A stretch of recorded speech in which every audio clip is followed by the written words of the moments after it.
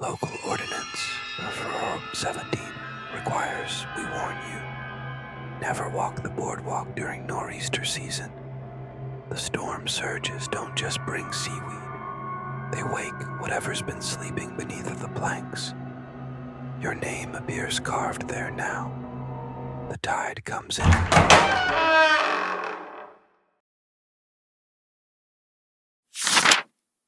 Beneath the boardwalk, whispers that wear your name. You'd think creepy true boardwalk horror stories is just a myth until you hear it calling your name at 3 a.m. I used to laugh at those tales until the night the boardwalk whispered mine. It was raining when I first saw the boardwalk. Thick mist rolled off the ocean, curling around the warped planks like fingers. The salt stung my nose. The air tasted like copper and rotten petals. I was just a bored college kid looking for cheap thrills during the off-season. I should have kept walking. I was staying in a rundown beach motel, one of those places with flickering vacancy signs and a front desk clerk who never blinked. My window faced the ocean, but the view was strangled by fog. At night, the only sound was the relentless crash of waves and the distant creaking of the boardwalk. Always the boardwalk, groaning like it had lungs. I had one rule when I traveled: don't go where the locals won't. But curiosity's louder than fear, and the next night I found myself wandering the splintered boards, camera in hand, recording for a vlog I never meant to post. The first oddity: a carousel, long abandoned, yet it spun slowly in the windless night. The horses' eyes were gouged out, their mouths moved, not with the breeze, with intent. I leaned in, and one of them whispered, "Too late to run." Still, I laughed. Nervous, fake, kept walking. There was a small fortune-teller's shack at the far end, lit from inside, though no power lines ran out there. I pushed open the beaded curtain and stepped into a warm, suffocating scent, like cinnamon steeped in rot. A woman sat inside, her skin like parchment, her eyes milky. She didn't look up. "You were expected," she rasped. I didn't answer. I couldn't. My throat felt tight, like seawater had filled my lungs. She pointed to a tarot deck. The cards moved without her touching them. They fanned out, and the first one flipped. It was death, but not the classic image. This one wore my hoodie, my face.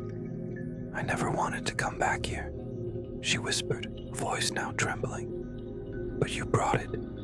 She vanished. No poof, no smoke, just gone. The scent lingered.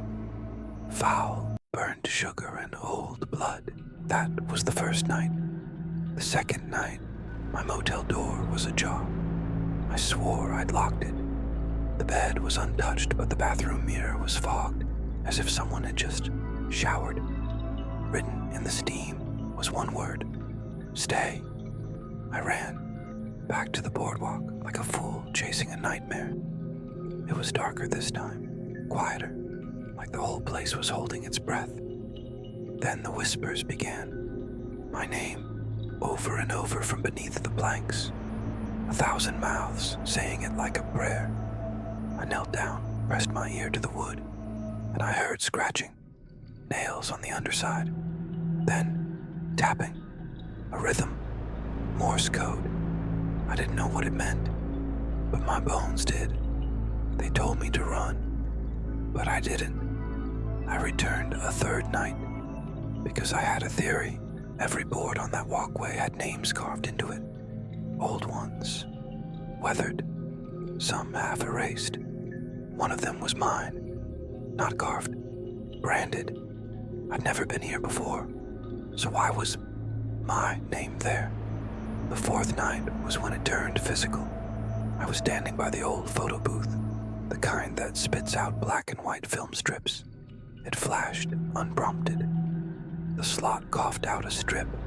Me, in 4 shots, sleeping, brushing my teeth, crying in the shower, staring at the ceiling. From my motel, I turned to run, but something grabbed my ankle. Cold, wet, fingernails dug into my skin, too many to count. I kicked free, barely, and looked down just in time to see a hand vanish between the boards. On the fifth night, I did weird, superstitious things like sprinkling salt over the iron. It didn't matter, because the boardwalk was waiting. It welcomed me. Lights flickered to life across the booths, candy stands, arcades, ice cream shops, places that hadn't had power in decades. Music played, the kind that sounds like a warped record in reverse. The air tasted like mold and copper. I saw people, shadows, children skipping rope with veins for strings, a man with no skin selling cotton candy that screamed. They didn't chase me. They waited.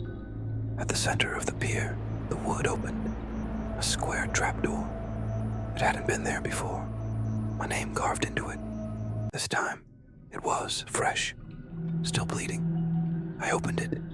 A stairwell, rotting, twisted, led down into black. I had no light, but I descended. The temperature dropped with each step. The smell, decay, seawater, and something older, something hungry. At the bottom was a mirror, not cracked, clean, and in it, I was smiling, but I wasn't. The reflection stepped forward, out. It grabbed my face. I needed a vessel, it said in my voice. Thanks for bringing me home. Then it climbed the stairs. I tried to follow, but the steps were gone. I was alone, in darkness, with the whispers they've been teaching me. I understand them now. They want out. They want you. I'm still beneath the boardwalk. But sometimes, when the tide's low and the night's just right, I can see the lights flicker on above me, and my reflection, it waves. Have you ever encountered creepy, true boardwalk horror stories? Comment your story. I might read it next.